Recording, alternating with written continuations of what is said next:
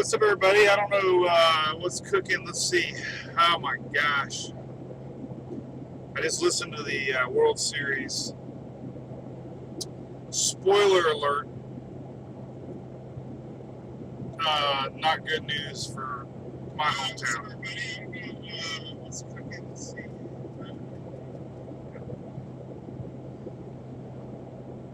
So I'm on suicide watch. Yes, and not good.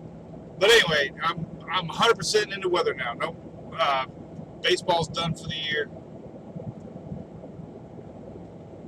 Cash will be in the news as far as the six inning decision on pulling Snell. But Monday morning quarterbacks, right? So anyway, all right. So here's the scoop. We are storm chasing. I am heading towards Biloxi currently right now in Pensacola, and I wired up a different microphone, and I think it's a little bit better. We're getting a little bit less noise.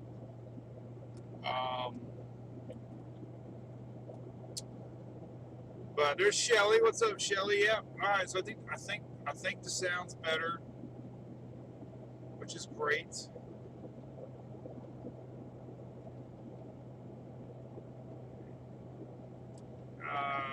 We're good to go. All right. So here's the scoop. I'm just going to chit chat. Yeah. Hey, David. A little better now. All right. Good. I don't know what was going on before, but probably didn't help that I'm hauling the mail here. I just got passed. I think that was the first car that passed us. I have really not sped that much, believe it or not. I got my truck. My truck is it's a big Chevy Silverado. Got a lot of road noise, and yeah. So, all right. So let's just chit chat. I'm not gonna read comments. I'm trying to get over my raise. Oh, let me turn off the reflection there. There we go. So yeah. Terrible. All right. So anyways, all right. So here's the deal. We're storm tracking. This is Mike from Mike's Weather Page. A couple weeks ago, Deja Vu, we were doing Hurricane Delta. We are starting to see damages here going through Pensacola. A lot of streets or roadside interstate signs still down from. Probably damages more from Sally, I would assume, here in Pensacola. Kind of surreal. All the road signs, the digital signs that are up above the interstate, are all saying tropical storm warning in effect. That's kind of eerie if you think about it. We're driving into a hurricane warning soon.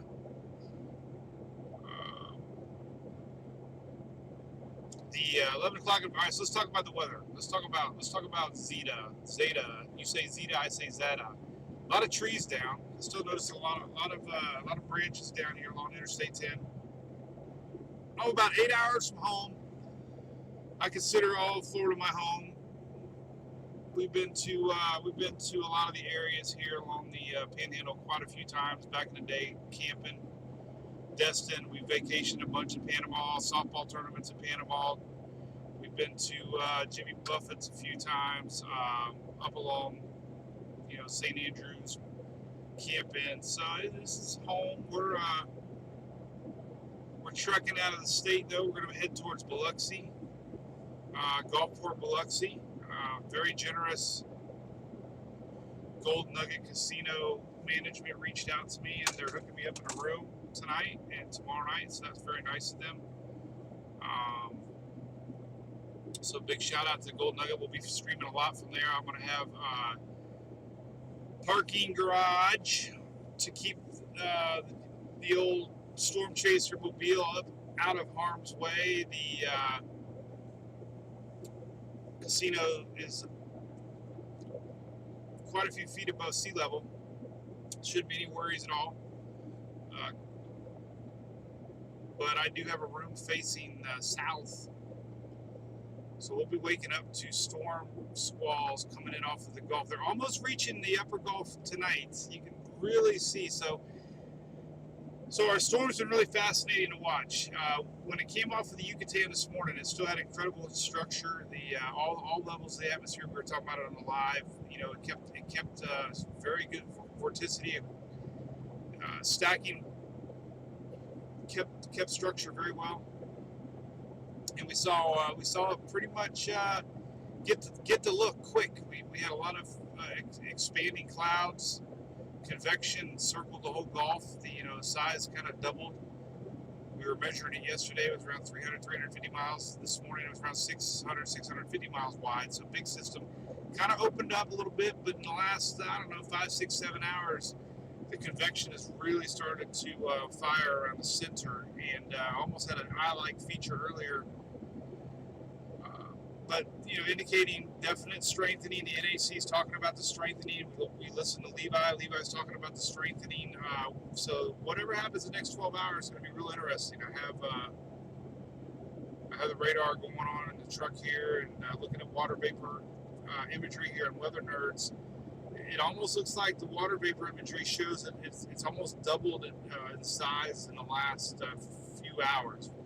So, looking at water vapor loops, there's plenty of moisture in the Gulf. There's really no dry air in the Gulf. So there's plenty of moisture for this to come together, and it definitely appears that the overall size is increasing a little bit, looking at the latest water vapor loop. So, official forecast, the NAC keeping it at 85 miles an hour.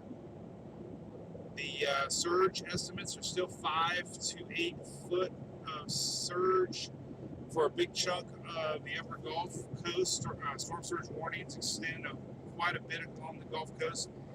The biggest takeaway out of this whole system is going to be two things. There's big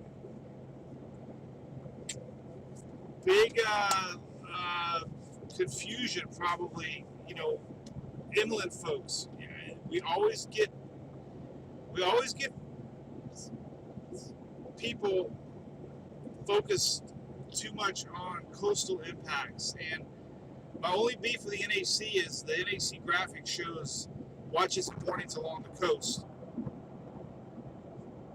They don't show inland watches and warnings.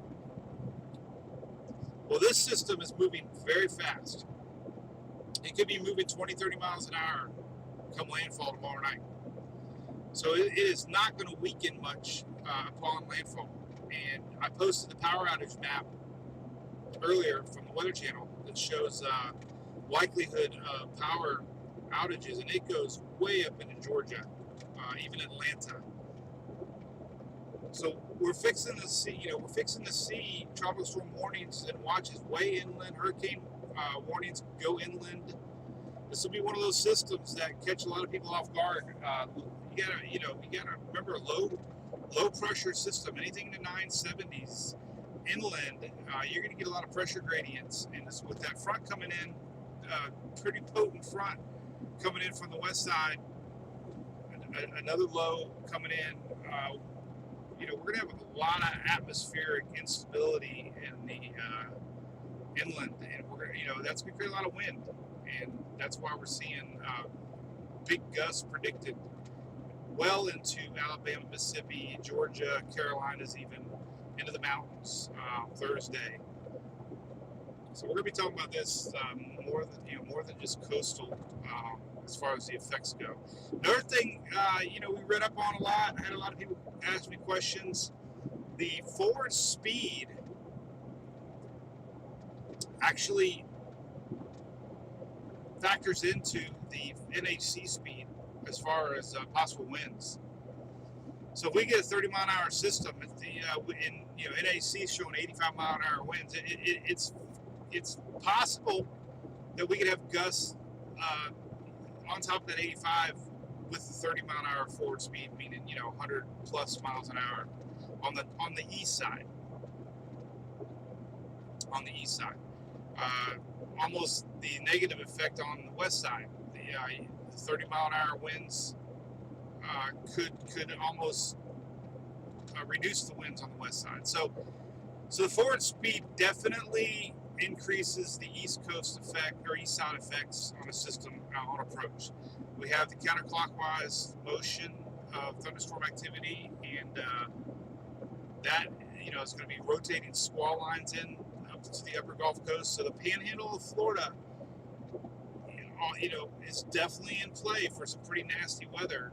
Even though you're not in the cone, we saw that with Marco, we saw that with Sally. It's going to be in effect with Zeta. We're going to see East Coast effects pretty intense with some winds and squalls. We already have Storm Prediction Center showing intense thunderstorms, possible tornadoes Wednesday afternoon, Wednesday night for the portions of the Panhandle up into Georgia, Alabama, Mississippi. So very, very conceivable that we're going to see some pretty nasty squalls east of center that aren't even included in the cone, and that always catches people off guard. So the two things I was trying to say that after the fact, one, I don't think people realize the inland effects when so much interest is put on the coastal effects. So this is going to be one of the deals where a lot of people in the inland, hundreds of miles inland, will be talking about the wind gusts that they're getting from this system, and we're going to have power outages well inland because of this slow weakening system. The faster the system moves ashore, it's going to take time to weaken, and it's not going to lose a lot of strength crossing over to Louisiana and Mississippi, Alabama. So, that's why a big chunk of Mississippi is under hurricane warnings. Not a lot of weakening. We could possibly have two landfalls if this thing shifts a tick to the east. We could have a Louisiana landfall and then maybe upper Gulf, Mississippi, Alabama landfall. So, there's definitely definitely we'll have to watch the next 24 hours. We're 24 hours from now, we're already gonna have a landfall. This thing is less than 24 hours away. The only positive that it has going for it is that it does not have a lot of time, and it takes a lot of time for systems to develop. Fast-moving systems have a harder time to develop.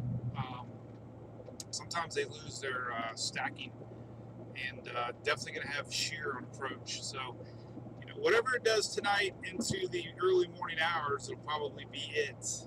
Is our system will max out and start running into a little bit of shear coming in from the west, and the cooler waters. Yes, cooler waters won't be that big a deal because our system will be moving really fast, and I bet everybody knows exactly where I'm at right now. Again, I can't read comments, but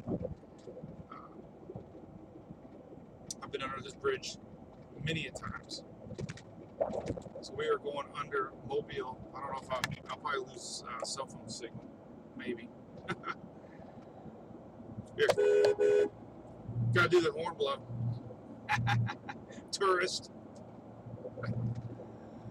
So we're going under Mobile Bay right now, and into Alabama.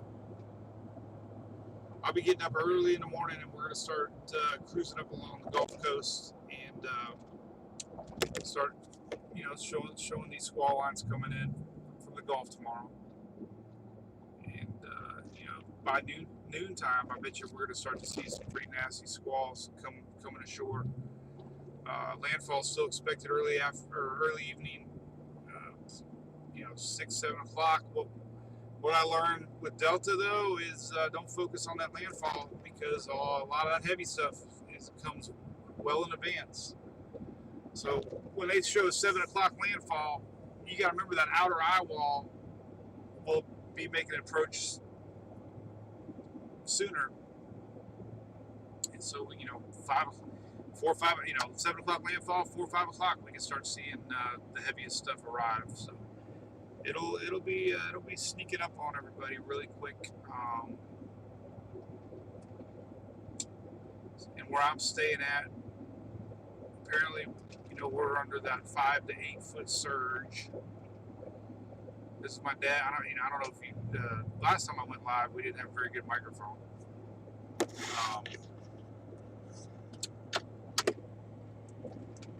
But this is my dad's old stomping ground. Mom and dad lived up here for many years in Biloxi area. My dad was in the Air Force, so he's excited to have me drive up and down the strip to kind of reminisce a little bit. So I'll make sure to do that in the morning. Had an uneventful trip. Had some nasty chicken at McDonald's. I think it was a little. I think it was a little overcooked. It was a little crunchy, a little thick. But I survived. We're only about an hour away from where we're going, so that'll be good. So we'll be streaming live in the morning. This is I'll be updating pretty much a day within about a day before every storm. I've noticed over the years, everybody pretty much knows what to expect. There's no big surprises with this system. I think the only last question that we do have is any more strengthening. I think it's been bouncing around between 85 and 80 as far as the NHC goes. I've seen quite a bit of modeling support that we could have more pressure down in the 970s, and basically lower pressures is just stronger winds. Sometimes it takes a while for the winds to catch up to a drop in pressure. So being that we're less than 24 hours from landfall, maybe the winds won't have time to catch up. But again, if you look at the water vapor loop, you can see in the last 3 or 4 hours, you can see the overall ball of moisture has definitely have increased, and we've been all watching that convection almost like an eye earlier, and you can see it firing real heavy around the center with some lightning. So definitely signs that the center is getting more organized and kind of expected. Still officially a tropical storm. Not sure if they did 12 o'clock update yet, but soon to be a hurricane again. And we'll see. I'm real curious on the east side. All the models and maps are showing heavy east side storm coverage. I'm curious about adding in the forward speed of this system, maybe a little quicker than your average hurricane. So if we get 25, 30 mile an hour forward speed tomorrow, it'll be interesting to see what kind of actual winds are reported. We have our buddy Shay Gibson with Wind Alert will be providing a lot of information and data on their wind surface sensors. So we'll get a look at all that. But we're in Alabama, officially about 50 miles or so from where we're going. Let me see, 48 miles to my turn. I did leave on my skeleton. I have a skeleton on our antenna. Funny story, Emily. So 50 miles. All right, so we're 50 miles. So Emily, big TikToker. Well, they all put these little skeleton guys on antennas, and it's the funniest thing you ever see. The skeleton, when you're driving around town, the hands start flopping, the legs are flopping. It's like he's dancing, right? Well, if you drive 70 miles an hour plus, that little skeleton has made my antenna about 90 degrees. And every now and then you'll hear it flop and hit the side of my window pillar. So the skeleton's had a ride of his life. So I don't know if he's going to make it home. I was going to leave it up there. I thought it'd be a good indicator of the wind when we are sitting in the hurricane tomorrow. We'll see if the skeleton can survive, but it's barely survived the trip on Interstate 10, especially when you get behind a semi truck, and they already kick up a lot of wind, big time. But it's hanging on, so we're good. So we're just counting down the miles, 48 miles to go. We're going to get up early in the morning. I'll do some weather reporting in the morning. We'll do a Facebook Live in the morning, probably from the hotel. for sure. There won't be anything. Every update that goes by, the spaghetti model is staying very, very, very clustered together. Intensity staying, pretty clustered together. So we're not really in that stage where we gotta worry about any major changes. Minor changes now, little shifts east, little shifts west. System like this, like I said, I don't think it matters where the cone goes. We're going to have such a far-reaching effects on the east side. And we're talking about the east side. So listen, when the storm makes landfall tomorrow evening, through the night, as our storm, moves off northeast over land, we're still going to have a lot of energy coming up from the bottom of the Gulf up into the east side of where Zeta made landfall. Zeta. You say Zeta, I say Zeta. Um, so just remember that overnight, tomorrow night, Wednesday night into Thursday morning, we can definitely see some pretty nasty squall lines up into the panhandle of Florida and maybe a little bit into Alabama still northward. So that's something to watch. We could have tornado watches overnight. Something to think about. And then it'll be moving on out of here by Friday. Most everybody will be clear, and by Saturday, Halloween, cool weather for almost everybody in the country, but I don't know, maybe like Orlando, Gainesville, south.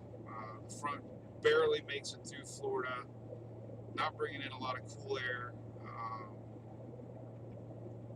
And then we'll watch the Lower Caribbean models still kind of hitting down there. The first part of November, we got a little wave coming across, a couple waves still coming across through the Eastern Caribbean now that are going to juice up the Lower Caribbean. And models have been pretty consistent about possibility of something trying to form in the first week of November down there. And that's just something to watch. So we showed a lot this morning. European ensembles, GFS ensembles, main operational Canadian model, all kind of hitting a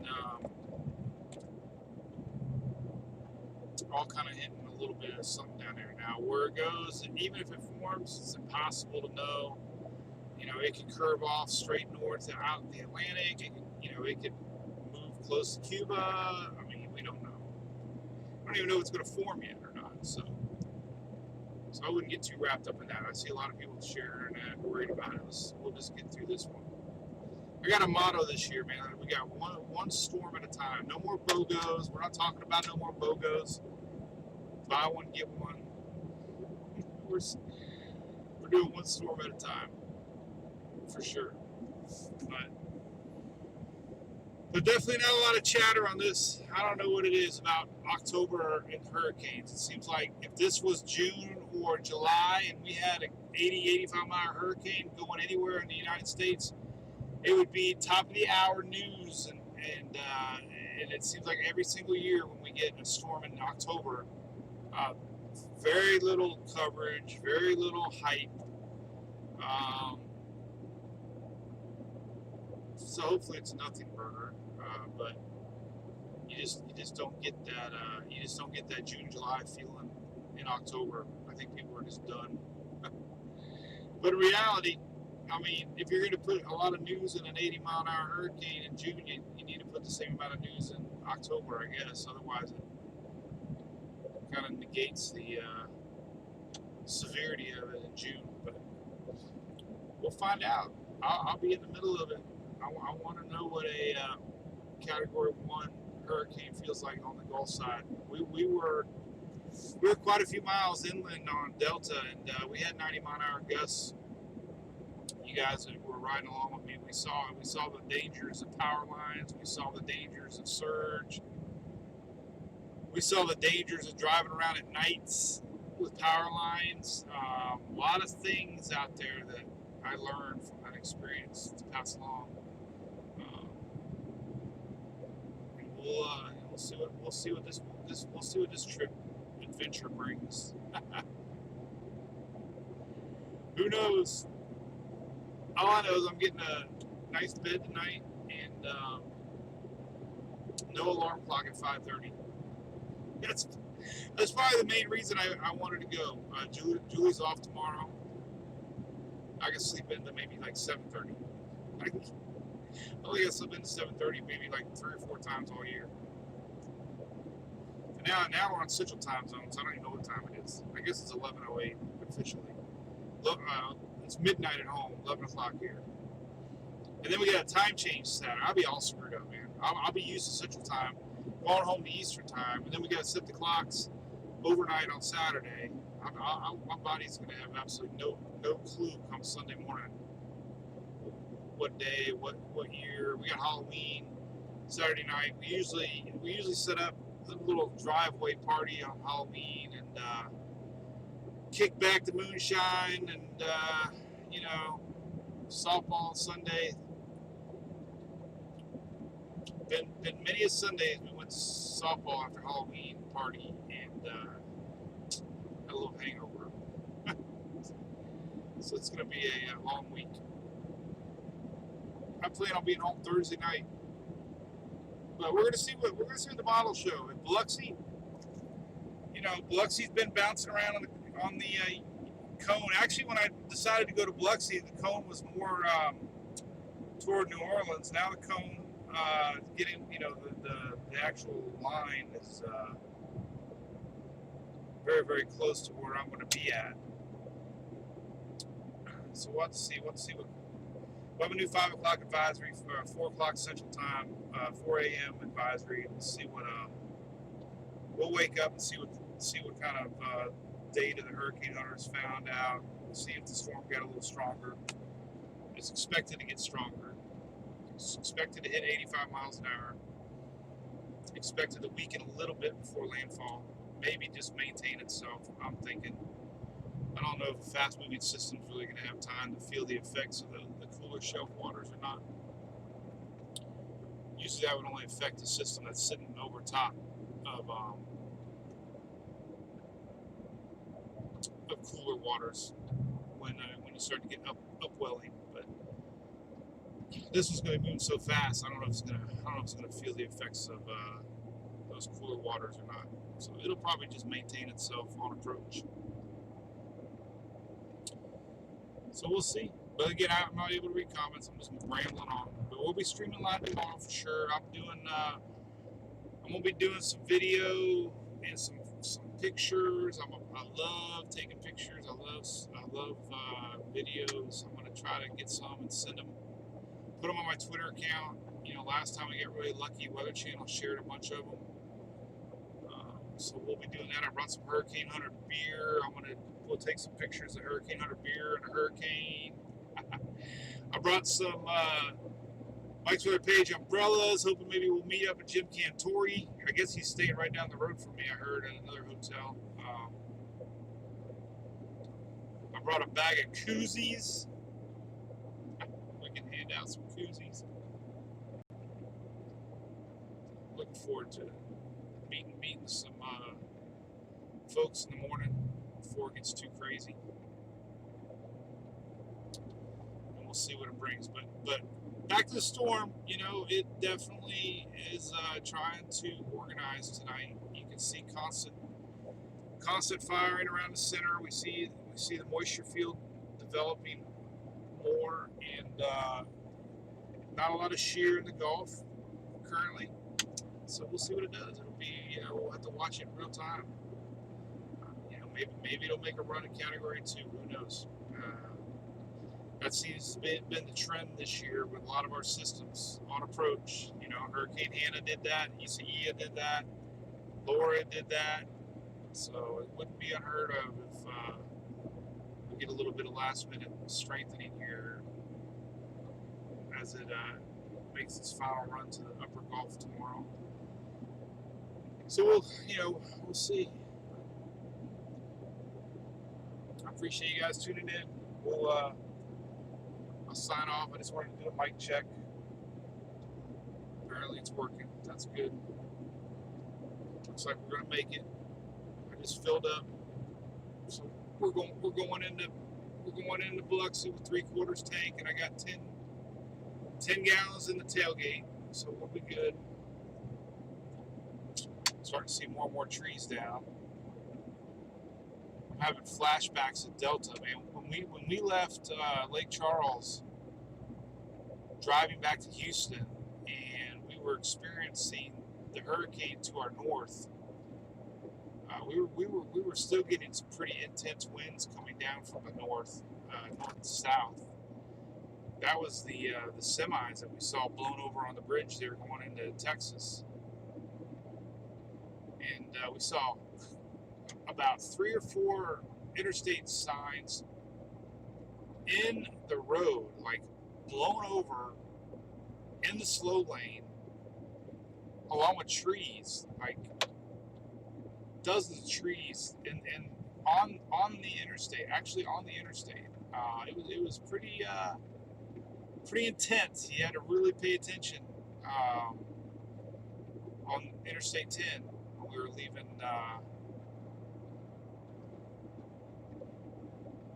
We were leaving Lake Charles. I was. I'm seeing flashbacks. I'm seeing trees down. So I'm getting that as we get into on the other side of Mobile here. So, all right. Well, that's it. We'll see you guys in the morning. Thanks for tuning in. I should be streaming a lot tomorrow, so bear with me. Hopefully, you can ride along, and we'll see what daylight brings, and we'll watch these storms rolling together. And I got my truck. It's lifted. I got big lights on it, so we'll be driving around tomorrow night and filming, seeing some of the aftermath, and maybe meeting up with some of our supporters that are over here helping clean up, and see what daylight brings on Thursday before I make the big trek home. So have a great night. I'm still depressed about baseball. I hope I make it. I hope I can recover from that shocking loss.